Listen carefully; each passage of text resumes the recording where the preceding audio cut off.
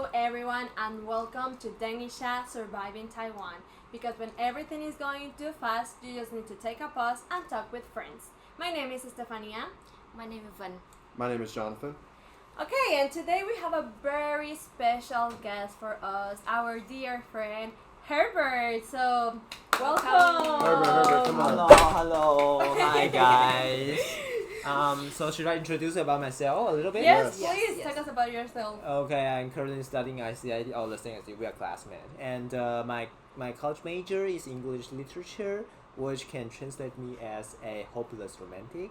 And I love working out, and I love learning. I enjoy the company with the foreigners, and I think that's why I choose ICID, because ICID has a lot of foreigners. That's why I choose ICID. So here I am with you. Yeah. It's not the creative part. Yeah. I don't like foreigners. Yeah. But in terms of the appearance, I love the Asian girls. So yeah. Perfect. You must love Taiwan then. Yeah. But in terms of the mindset, I love the foreigners. I wish I can have an Asian girlfriend with the foreigner mindset. Yeah. Oh, Yeah. okay. Like I'm really curious. Like, what is this? What is this foreign mindset that you refer about? Like more open-minded, open to anything. Like and accept my Herbertiveness, which is the weirdness. Yeah. Okay, nice. I like it. But I like Asian looks is what you want. Yeah. Asian look. Yeah. So like ABC. ABC. American-born Yeah. Chinese. Yeah, I think it. Rina is American okay. born. Rina Oh, is okay. like ABC. Yeah, I think so. But you are not.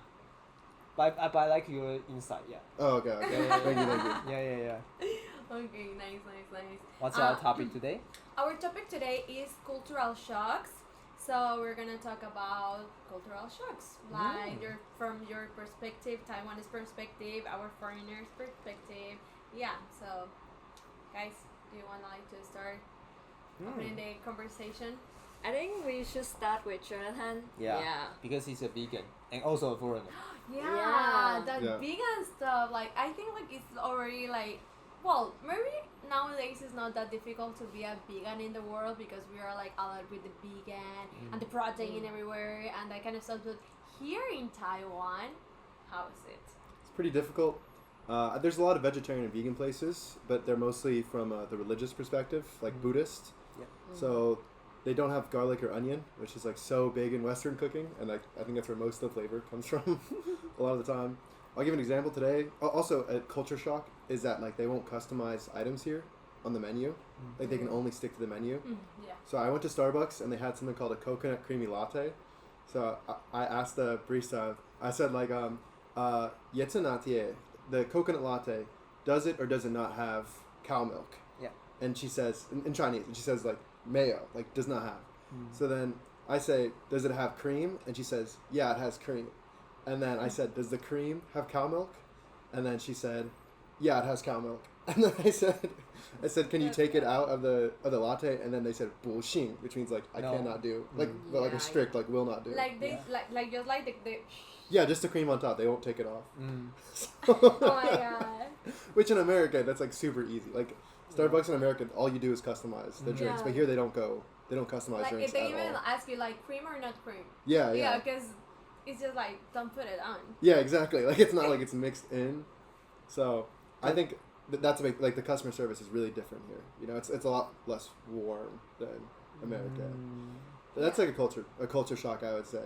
Yeah, I feel it like that too. Like I am very used to like change the menu in order to I like it because at the end of the day you are paying and you're the customer. And in Guatemala, if we have something, it's a very customer service. Like we want the customer to feel like home, like worth it, like all of this. But here they really don't care about that. It's like they stick to the menu and they want to change this for you. Like it is this way, you want it or you don't want it. So you have tip in the Starbucks in Guatemala? Tip? Tip. No, it's not necessary. Like if you go like to fine dining, yeah, it's for sure 10%, at least. 10 to 15 or 20%. But like in a Starbucks, in a Subway, stuff like that, it's not usual to tip. Do you think like that's why the difference? It's I, what I don't think so. I think it's in general for Asian and the culture, and we don't really prefer tip. Of course, we love money, but it's not for our culture, so it's not. Yeah, it's not ideal. So why then don't change the menus here in order like to complete the customer? Go, Yes. please, Yeah, go, okay. go, go. So actually they do. But it depends on the the the clerk you are dealing with. Like if you encounter another clerk, they will do it for you. But some of them don't, as well some they do. Yeah, so it's like a chance thing. So you think like probably maybe I have like the idea is the language barrier, like maybe they don't get what we are asking I for, think they and get- they just like the easy way is to say no. Yeah, Yeah. always easier to say no. Because if they say yes, and you will tell your friends, oh, so the shop can do that. Once you agree this one time, you have to agree this many more times, and he's gonna be blamed by their like supervisor. Yeah. So it's like a fear thing. Yeah, and nowadays people have like their camera recording device maybe in their chest or somewhere. They don't know, and there could be easily be a clip on the news, and they don't want to like damage the brand, and because sometimes they have to like have a lot of compensation for doing like doing the thing that damage the brand reputation. So the safest way is to say no. Sorry if they don't understand. And they are busy. Sometimes if they don't have time to explain all to you, they'll just say no. And sometimes they know, and to keep it safe, they say no. So say no is the safest way to respond. You foreigners. So it's like a fear of surveillance, partially. Yeah. Like being caught for doing something wrong. But I think it's just like something is quite different with for something I see, because I feel like the service here is quite expensive compared to Vietnam.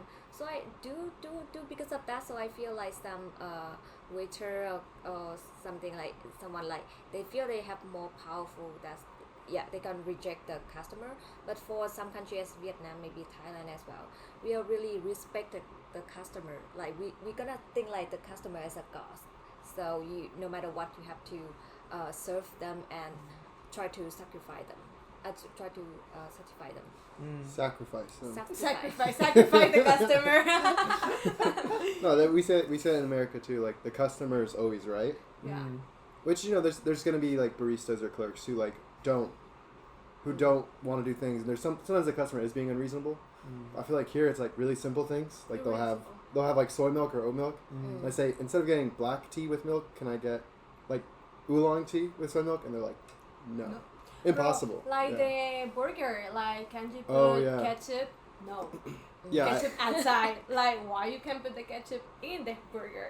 Yeah, I tried to get a vegan burger, and they wouldn't put the ketchup on the burger, So sad. only on the side. So they gave me like 3 packets on the side, but I had to like negotiate for more than 1 packet of ketchup. Like they wouldn't.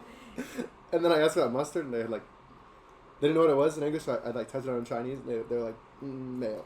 Like they don't have it. Mayo means no have. Like.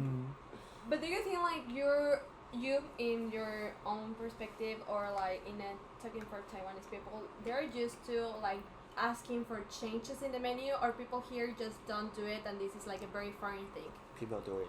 Do it? Yeah, but Okay. I think one of the tricky parts here is that you have the foreigner face. So if you have the Sandema, I don't look Chinese. you don't look Chinese, not at all, and you not at all, and you I feel kind of yeah We're sometimes Asian. yeah if you don't Asian, speak yeah. I don't know if yeah. Oh really? But Really? so if you have Asian face, I think they are more familiar with you, so they are more likely to say yes to you. And when they see a foreigner face, they got scared. Oh my god, Wow. my English is so bad, and I don't know their culture. I think the safer way is to say no. Yeah. Oh, it's something like totally different with Vietnam. That's so funny, because I feel like if I was like working a service job in America, and like let's say like my Spanish is like not great, and they want something in Spanish, like I try to be like extra nice and like figure it out, Like I'd be slower and like more methodical about figuring out what they want, instead of just saying like no. Yeah. Like that. In Guatemala also, like when they see like tourist people like from there's like a lot of European people that Yeah. goes to Guatemala, like Germans, like French people, like they treat them like this. Everything like what do you want? Like they give like more attention, like in order to they make it like feel comfortable. And at the end of their trip, they have like a good image of Guatemala. Yeah. Yeah, like they are like the service is even better when you're foreign. So yeah. Okay, so actually Taiwan used to be a place like the customers always right, but nowadays because this customer always right concept is being overused, abused by the customer.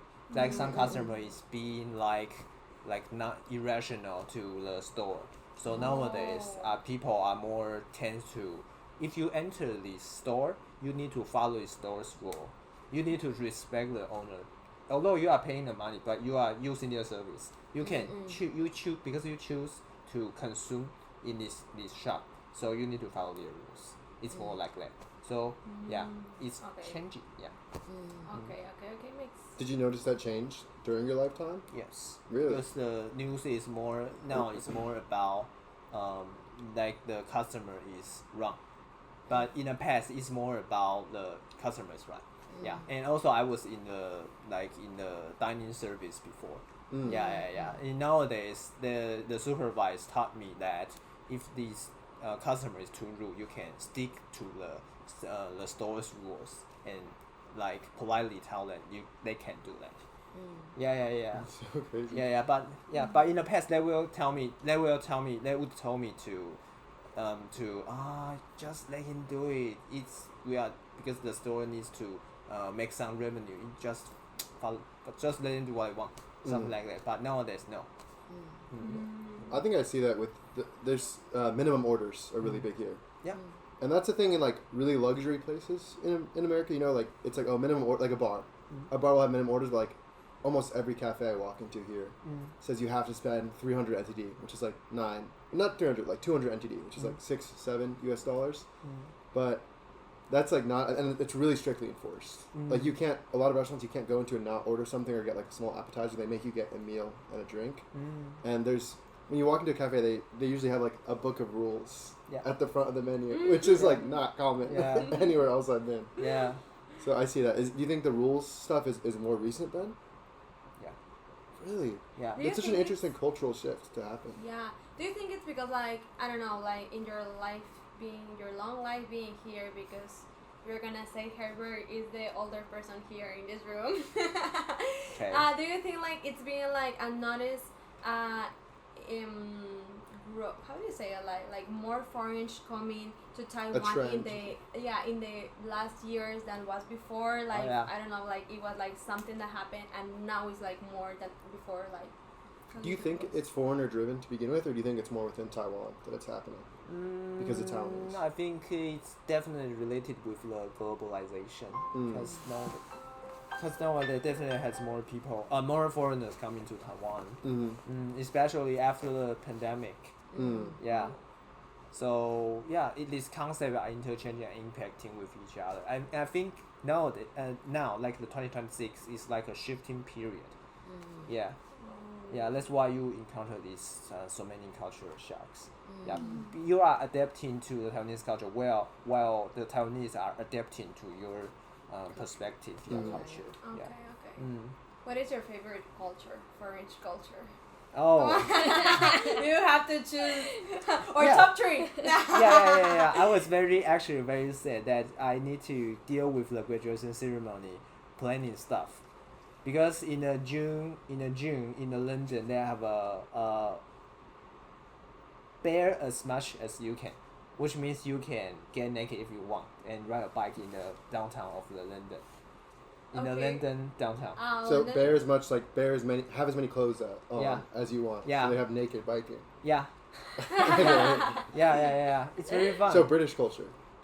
I don't know if it's British culture, but I want to go. Yeah, we'll say like British culture. Like what you like Western. No, I think it's a foreign culture, and you will do that, right? For American, because you both speak English. There's Naked Gardening Day in America, which my friend's dad participated in. Yeah. Oh my god. It's a thing. You like just garden like your underwear or nothing and you like Oh, hose down yeah. your lawn and stuff. Yeah. Oh. Wow. Is it like a festival or you can do it like every You just day? do it at home. No, it's a specific day every year. Where, like, Ah, some okay. people do It's something. not like a place like everyone No, gather. but there's surely nude things happening in the Mm. U.S. Like, didn't you send me one? They send it in private. Yeah. You see, man? They have a relationship without us here. I don't think you want to see the stuff, Herbert. No. It's all he Yeah. sends me so many Family Guy clips. It's like perfect for his humor. How is Family Guy being able to air on the TV? You think it's like inappropriate? Yeah, it's inappropriate, definitely. That's not that bad. Okay. Would that like not be allowed in Taiwan? Or would people like get angry Definitely about not allowed. it? Legally allowed, but people get angry I about it. think the Taiwanese need to. The cartoon in nowadays is like you like the Family Guy. You can do like with some like adult comical stuff. But nowadays it's all banned. What? Because they say we need to protect the children from the harm of the like this adult content. Mm. Yeah, So adult content is allowed, but not adult animated content? yeah. Even an adult joke or any adult related thing, yeah, they are not allowed. That's why it's so mellow here. So like, we need more Herberts. You're You're like, there's potential Herberts out there that are like 20 or 15 that are like not being yeah, formed because of the censorship. yeah. But I feel like banning this, even you banning this thing. Okay, so let's say you banning porn and you set an age limit, but the kid will still find a way to watch it. So the Yeah. correct to educate them is to educate the right concept for the sex, not like avoiding and banning all this content. Yeah. Because they're still gonna find a way. Yeah. Especially with like cartoons on TV. Like if you want to see, there's the internet now, you know. So if you're not exposed to like anything, then you can just go on the internet if you really want to see it. Also, the parents it's the parents' responsibility. It's the same way I feel about YouTube. Yeah. Like YouTube should have some censorship and Roblox, but like the parents should know what their kids are doing Yeah. on the internet. You just remind me that the Asian parent, they don't teach sex. Yeah, I was going to Really? ask that. Like, Yeah. it came right now for me that question. Like, how is the sexual education here? No. It's not. No. Not in school. In Mayo. In the school, but Asia like- in general. In Asian general, Vietnam Yeah, also? I think like actually like based on my experience, I feel like they teach something, but actually they don't really teach something. That's you have really short class something in the school, but like everyone's really so shy about to talk about the that. topic. Yeah, even the teacher as well. So they don't really like like What even do they say to you? They try to What do they avoid that, say, yeah. like, don't have sex? But, or what? not really. It's just like some biological class. It's like Yeah. how they have baby and kind of thing. But I don't think like they gonna teach you exactly how you have to protect yourself and then kind of stuff. So No, I think they it's don't. really sensitive They don't. issue. So they don't want to talk about that. So that's it. I think it's a problem. I have a fun story. In high school, I did like a club. It was a nonprofit club, and it was called the Health Information Project, Oh, or okay. Be Hip, Sounds interesting. and it was like sex ed. So we'd like, as like 11th and 12th graders, like juniors and seniors, we'd like read off scripts about like sexual education and like drugs and nutrition to like 9th graders. Yeah. It was really funny. But it was awkward, but I think it's important still to at least Yeah, hear the yeah, information. Yeah, of Yeah. course. But was it the same thing for you? Like it was in biology class, but very brief. Biology class. And your yes. parents don't talk to you about it. Never. That's Never? crazy. Your Never. parents don't touch the topic?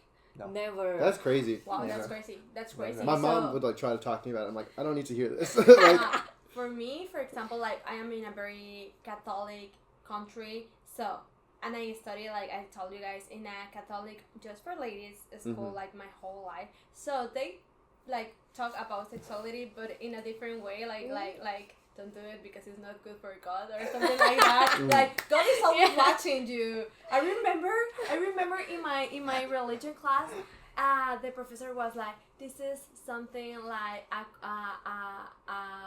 when you fusion like your soul with another soul, so you always have to wait like to the marriage because like it's so special in that way. I always picture God in the front of the bed when I make love with my husband, and we were all like, what? Like, you don't want to picture God watching you having sex with your husband. It was like so weird.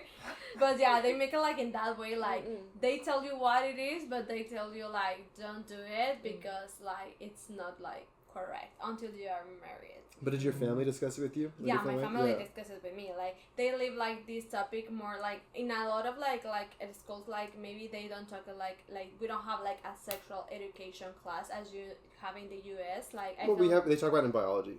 They dedicate like a few classes to it. Yeah, like they talk like the topic, but it's like more they let the responsibility to your parents. Your parents need to have the conversation with you. They need to tell you like, okay, you are starting to grow, your hormones are starting to get crazy, you're starting to have like a crush in guys, like you'll start liking girls, and it's totally normal. But you need to have protection, because if not, you're gonna have babies, and in this house I don't want babies. If you come with this house like pregnant, you go out like. So that's like kind of the topic that you have with your parents usually. Did you get anything like that? I think for Asian parents, they even don't never say they love you. Even like in that, so even in this kind of thing related to that, I think like they try to hide it, to don't talk about that. They have like... They express their love in other forms. Like they buy you a car. They buy you a house. Yeah. I wouldn't mind. I wouldn't mind if they express their love like that. But they don't say I love you. It's like in person, like when eye to eye moment, they don't say that. Oh, and like if they are like wrong or something, they score you something and they realize they're wrong. They never say I'm sorry and kind of thing. They just like, hey, I just buy something for you, or like I just cook something for you. Just go down to eat and kind of thing. Like, this is the way they say sorry. Okay. Yeah. Well, my mom never says sorry to me also, but it's okay. Wow, but so when you're like starting like to grow up here in the schools, and I feel like when you're a kid, you need that safe place when you feel like love and protect. So how is the dynamic between parents and childs? Like, how is it then? You want to go first? Oh, you go first. Okay. Yeah. Okay. I introduce my my family background. I was raised by a single mom, and I have the eldest son. I have 2 younger brother and 1 younger sister. So I learned. My mom spent most of her time working outside, so I don't get to see her often. I was actually raised by my grandparents, my grandma, my ama, and I think that leave me kind of a trauma. I would say, I kind of a trauma. Like I was always longing for a father, but I couldn't have it. So my classmates say I'm a little bit like a girly, like a girl, not like a man. Yeah. So I was kind of being hurt when I was little. Yeah, but later I found some role model like Jonathan. Like one over, I will try to look for a masculine classmate to be my bodyguard, so I don't get bullied, because there was too many girls like me, and this guy get jealous. So I would try to have a strong friend to protect me. And also talking about the dynamic thing with too much detail. Okay. It's irrelevant. Sorry. Good to know. We like to know your background. I just want to say that being popular is feels like a crime for me when I was little, because there's actually too many classmates, the male classmate, so jealous, and that's the first thing I learned for the human emotion is the malice. The malice. Yeah, you can feel it. They want to hurt you. They want to. Yeah, and that's the first thing I learned when I was little. Okay, so about the parent dynamic, I didn't really have the dynamic with my mom, because I was raised by my grandparents. So yeah, I think there's not much for me to talk about this. Yeah. I think in general it's like because of the culture, so the Asian parent is hard for them to show the love to the kid when the kids was and like when the kids was little, and it's hard for them to actually feel being in love with a parent. And like example as me, I spent my whole life live in a dorm or like really far from my house, because my parents try to send me to the best school in my country, so it's quite far from my house. So I have to live in a dorm alone, and I spent my whole life just figure out and to be okay, try to be independent and kind of stuff. Like you gonna like when you was a kid, you try to blame a little bit and like complain a little bit because like no one there with no one be there with you, or like no one gonna deal with you when you have problem. But when you get older, I think like because Vietnam is still a developing country, so it's like I know that my parents worked so hard for sending me to the school and pay for the fee and try to give me a best life. Even they have to raise 3 other kids as well. So you get older and you get mature and you realize that you have to be really grateful for them. So the more I get older, so the more I gonna talk more with my parents, so reconnect with them, even with my sibling as well. So I think this is my story. Okay. Well, yeah, very interesting. I wanna hug you guys. Yeah. No, yeah, but yeah, I feel like it's like very different from the cultures for sure. Yeah. So like knowing this, like how you start like this phase in your life when you're like starting wanting to date. If you don't have like your parents' guidance, like you don't talk about like feelings, like the changes that you're feeling in your body when you're starting to grow and this kind of stuff, like how was that dynamic when you're still like this like teenager phase, I can say? Yeah, how was it for you guys? You mean how we manage when like a hormone gets out and we want to like for example, drive. when was like the first time that you have like your first girlfriend, like how you manage that? I think Herbert gonna have really interesting story. I want to hear your story first. Yeah, we never know like when was like Van's first boyfriend or anything. Yeah, we you don't never know anything about your always life. avoid No, that. okay. Herbert, go first. I want to hear about your long love story.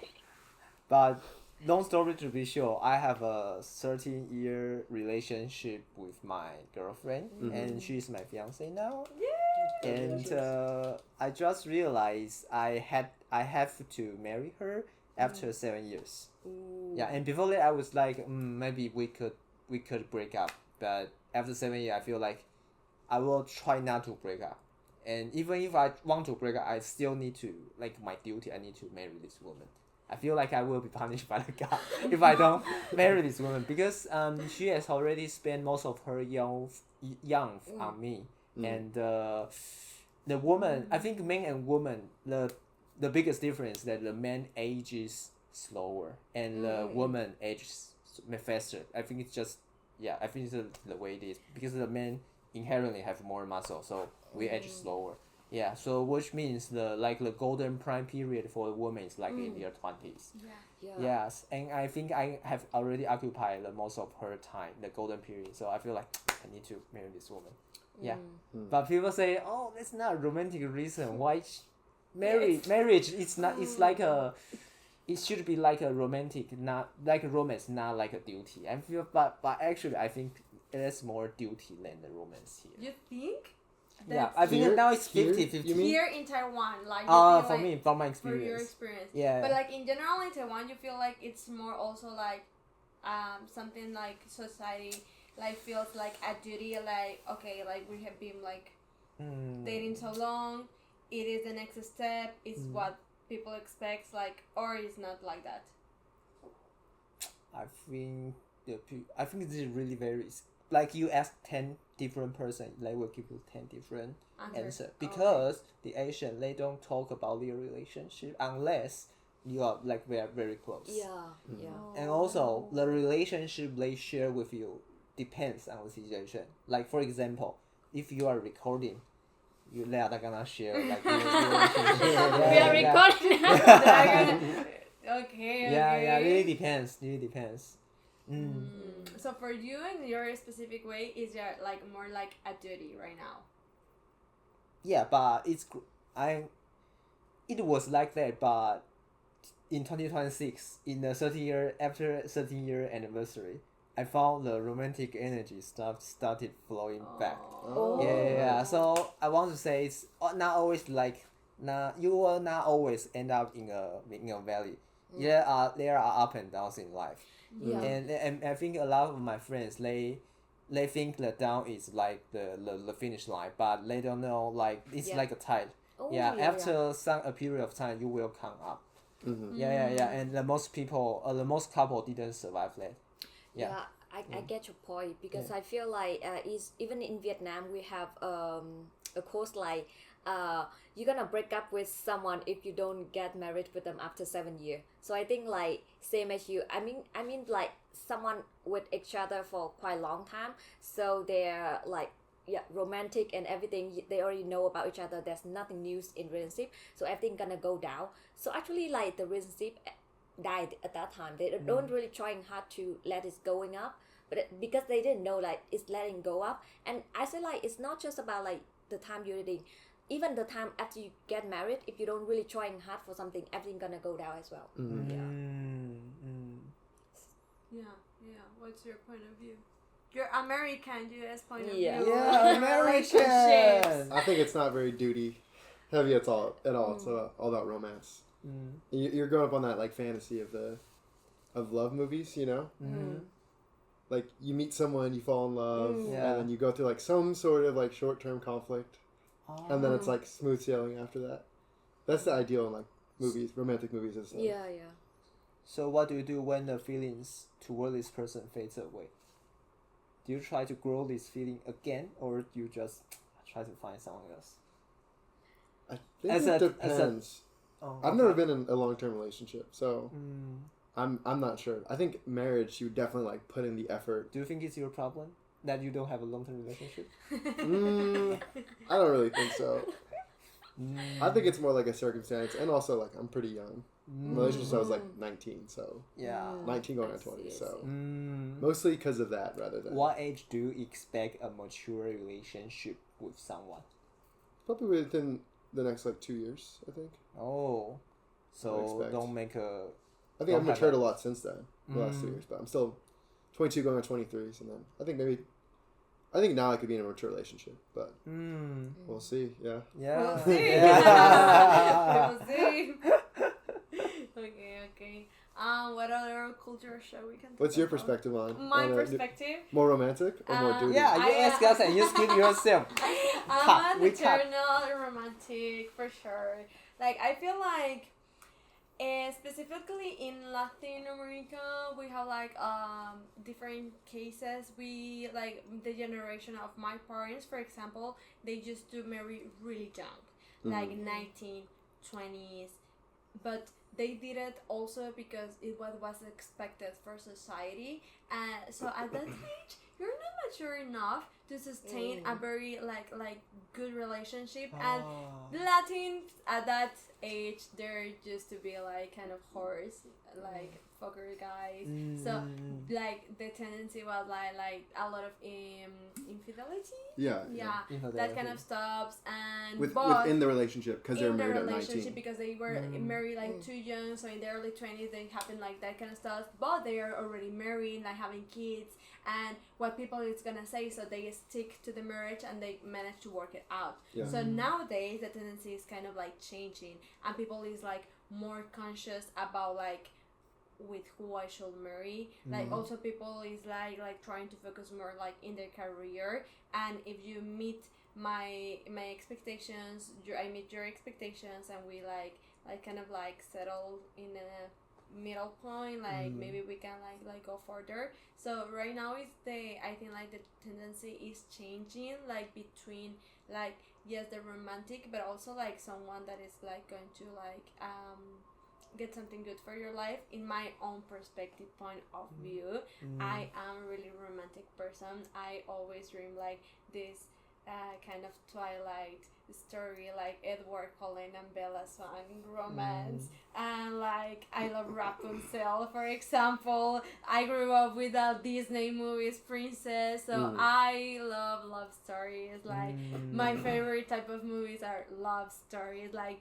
Letters to Juliet, that type of stuff. So I am a romantic. I love romance, and right now I am in a relationship, and we are in a long distance relationship, and you don't commit to that with anyone like that easy. So I will say that I am really in love right now, and I'm gonna get married with my boyfriend in a few years. And so right now my my decision is because I do love him. But of course, I know that you can live just with love.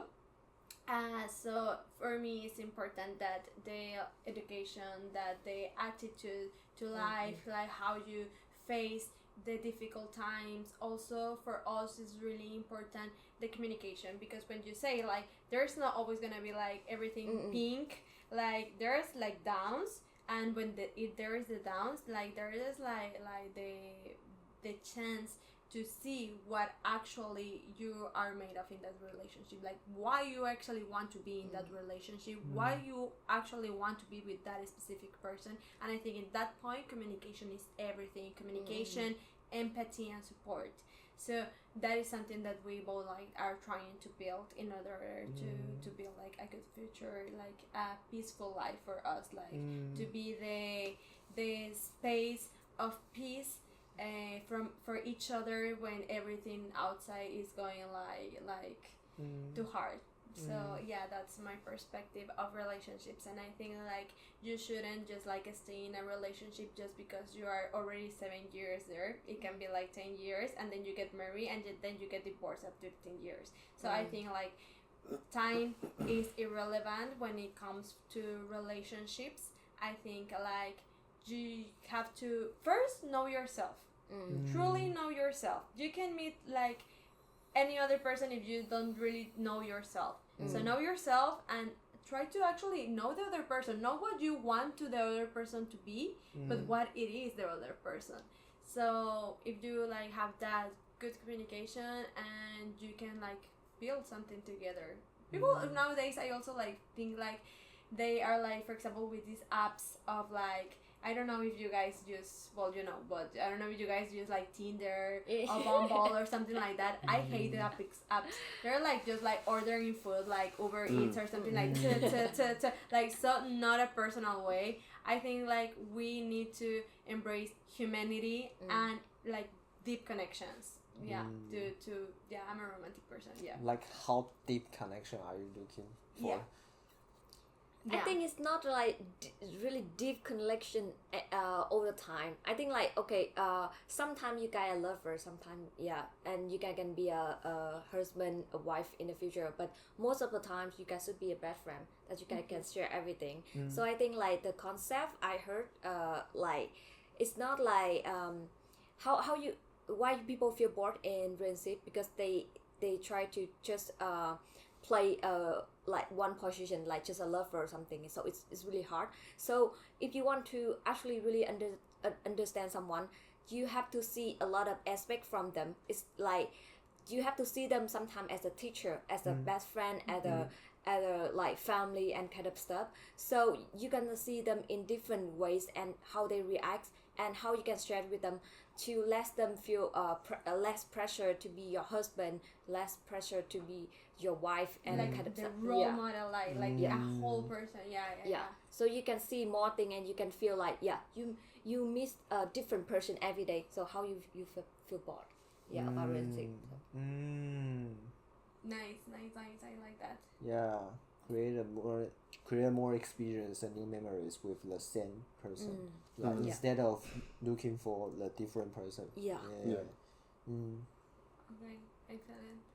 Okay, I think like we have like time for one more topic or one more question. So you have a face that you want to say something. I feel like I think I know one. Okay. Yeah, go. Yeah, because you have the long-term relationship and you didn't have the long-term relationship. What are the signs for this person that you can tell, okay, I'm going for a long-term relationship with this one? What are the signs for you that, oh, I should walk away from this relationship? Are there any indicator, any signs that you can tell? I think like being comfortable communicating without things like escalating or like blowing up is like really big. And like a free line of communication where it's like really easy to communicate. I think that's like the number one indicator. That's what makes you think it's like serious, you know. I think maybe even in the context of a friendship, if you feel like that's what like a really deep friendship is like you can be vulnerable and like communicate when something's upsetting you or bothering you, and like you're not scared to communicate. That's what I think is probably the biggest my biggest takeaway. And if you don't have that, and like you really try really hard to make that connection, but sometimes people just aren't ready to be mature about how they communicate. Are you willing to have long distance relationship? I don't know. Depends on the person, probably. Okay. Yeah. What are Me? the signs? The signs? Yeah. I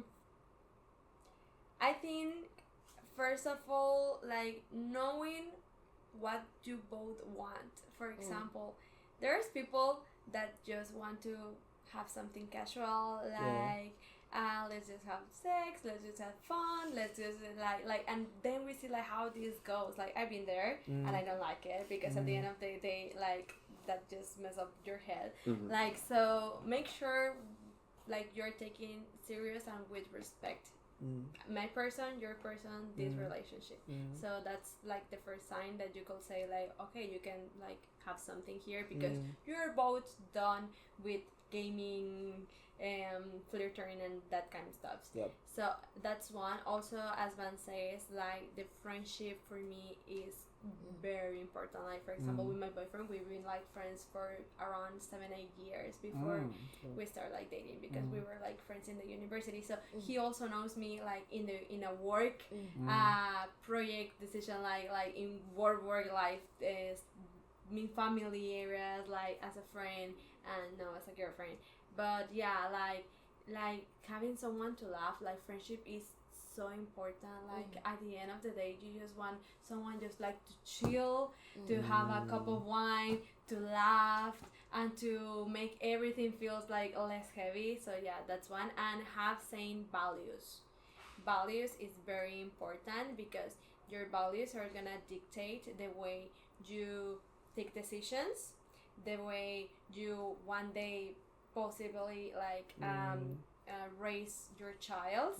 And yeah, it's like the values as a person. Like if you get like sick in the hospital, sometimes like the values of that person is the one that is going to like dictate the attitude and the support that they will give to you. So if I go like resume to that, yeah, those three. And well, a bonus one, like I was like listening to this TikTok and I felt like it's very important. Like you don't want just someone that support you. You want someone that also empower you. Like for example, Ban says to me like, oh, I have like these opportunities to these 3 universities and I don't know which one to choose. And I was like, you're so smart, you can choose whatever decision you want, you're gonna make it great, I support you, choose what you want and I'm gonna be here for you. That's support. But I can say to Ban, okay, what do you like exactly, what do you expect to gain for this experience? Okay, let's search A, B and C. I think that option C will suit you best and will help you to grow. That is like something like empowers you. So if you both have this, you're going to be like an excellent team for life. Yeah. Cool. But I feel like you have a long like friendship before you become couple, right? Yeah. Okay, so are you saying that the people made on the dating apps are doomed, like they don't have a good ending afterward? I can like say that 100% because like I'm not sure. Like I'm sure there. I feel like for my case specifically, we were friends before, but I think like there are also like relationships where you can develop the friendship inside the relationship, of course. So it's about like the connection and the communication. I do feel that the apps are very. I don't like apps, but there are some relationships that come from apps and they're like in a good state. Like they're about like to marry. They're like yeah. I think in the U.S. like 40% of new marriages they met through dating apps. Oh, that's a lot. Maybe a majority. That's a lot. Like 40%. Yeah, That's like a lot. It's almost half. most people. Yeah. I think like because of the society now and capitalism, so people work so hard. I feel like after they get out of the school and they just go to work and they just have some co-worker, so it's hard for them to have a new relationship, even friendship as well. It's hard for them to see any like potential one to date. So I think dating app is helping a lot, but you have to be careful and you have to lower your expectation about this kind of thing. Yeah, maybe you can get scammer or something. I don't know, like for example, maybe it's something that also cultural. For example, in Guatemala, I really feel that people don't use apps to find the love of their life. They use apps to have someone to have sex frequently, like to have something casual. That's apps for. But here, I don't know if like in Asia, in Taiwan, in Vietnam, they actually use the apps to find someone and meet someone, and also in the US because like for the time and I don't know. Like There's also more different variation. Like I know in Taiwan, I heard coffee meets bagel is like more like long-term relationships. I think one of our classmates met their boyfriend through coffee meets bagel, and then like Tinder's like really casual in America, and then Hinge can be like a bit more serious, and Bumble's usually like more relationship. People looking for relationships. Okay, so it depends. So it depends on the app, depends on the area you're in. Like college town versus like small town versus like big city. Like there's just so much variation. It's hard to say. But I think the people in Taiwan use dating apps is getting more popular, especially after you graduate from college or high school. Because after you graduate from high school, if you don't go to college, so what's the like I'm a male? What are the other girls I can know? The new girls I can know. There's no other ways. If I'm not Catholic, I don't go to church. I don't do like the Buddhism, like their religious gallery. If I don't do that, where should I find? I don't have other way, so I use dating apps. So dating apps is for people who has left their school because I think this is one of the Asian culture. The love you find in your studenthood is the purest. Your student group? Yeah, like your classmates. Yeah, your classmate in your studenthood. Not that doesn't have to be your classmate. Could be any other from like the other department. Like in your studenthood, because you don't have any like advantage like the political thing. Like in a workplace, you definitely have the hierarchy, right? Yeah. Yeah. So in the school, there's less hierarchy among like the classmates. So you definitely, I think the Asian parents actually encourage you, but it's very weird because they say the love you find in a school is the purest because it's not like the workplace has the hierarchy. But they also encourage you not to have romantic relationship in the school. Because you need to focus on your study. Otherwise, you are gonna waste my money on your tuition. Yeah. So it's kind of paradoxical. This is something I wanna say about the Asian culture in general. Like your parents don't allow you to have a love relationship when you was a student. Yeah. But they don't they gonna urge you have to have a relationship before you are 30, like as a girl, as me. So they think like, oh my god, the girl after 30 is like, oh my god, really old, and like you have to have a marriage, you have to have a family and kind of stuff. And I think so that's why like Asian, like they don't have experience before, and but after that, like someone urged them have to have relationship to get married. So this is like, so after is the best solution they can think about, because at that time, like they get out of the school and they just come to work, and it's hard for them to find lover. So that's why they more engaged with the dating app nowadays. There's another ways to meet new people when you are in the workplace. You could go to graduate school. You have to graduate school, and you have to marry. You have to go to grad school. ICID. I think about this I have another thing to mention. I think the people in Taiwan are more agree that if you choose the right college major, you don't need to go for a graduate school. You know what I mean? Because in the most workplace, you don't need to study a master or PhD. And some people would even argue it's a waste of time and money to study PhD or master program. That makes sense. Like engineering, you don't need a master's, depending on the discipline, like the type of engineering. Yeah. Okay. Yeah. Okay, guys. Good episode. Like, I just want to close with Herbert giving an advice to people that is foreign and like starting to integrate in the Taiwan culture. Like, what would you tell them, like, to make this integration easier and to enjoy? That's a question. Like what would you say to them? Like an advice to give to them, like to make the integration smoothly to the culture. From my perspective, you Yeah. mean I share some advice to the Taiwanese local or to the foreigner? To the foreigners. For the foreigners, Yeah. I To the would foreigners that are say- starting to living in Taiwan. Perhaps you pay a visit to the museum. Or 参观 the easiest way is to get a Taiwanese girlfriend or boyfriend. You can learn the language and the culture and know how Taiwanese behave. Do you have any friends you'd like to shout out? Perhaps you. What? Yeah, so she's single and promoting her. Promoting her. Yeah. So this is her promotional video. You must be very handsome. Yeah. Very What's your handsome. requirement And for me? smart. Smart. Yes. Yeah, Smart yeah, guy. yeah. Gwen, can you? How do you select a boyfriend? Yeah. What's your requirement? I don't know. Just let God. Just let the God decide. God is not going to So decide. everyone, Yeah, everyone yeah, can yeah. be your boyfriend. When you know, you know, you know. Oh. But When you don't want like know, you hundreds of know. applicants. You want like 20 good ones. So, what are the 20 good ones? Like the guy I'm looking for. yeah, Yeah. yeah. It's hard to say. But maybe someone. Smart. Manner. Yeah. And polite. And good education and the ways they treat with people around them, especially for girl. Yeah. In Chinese, we call this 高富帅. Oh, 富帅. 对 Yeah. 高富帅 Tall, handsome, and rich. 富帅. Perfect. Basically, that's what you're trying to say. Thank you, Herbert. Yeah, Yeah. that's For the advice. one. Yeah. Okay, perfect.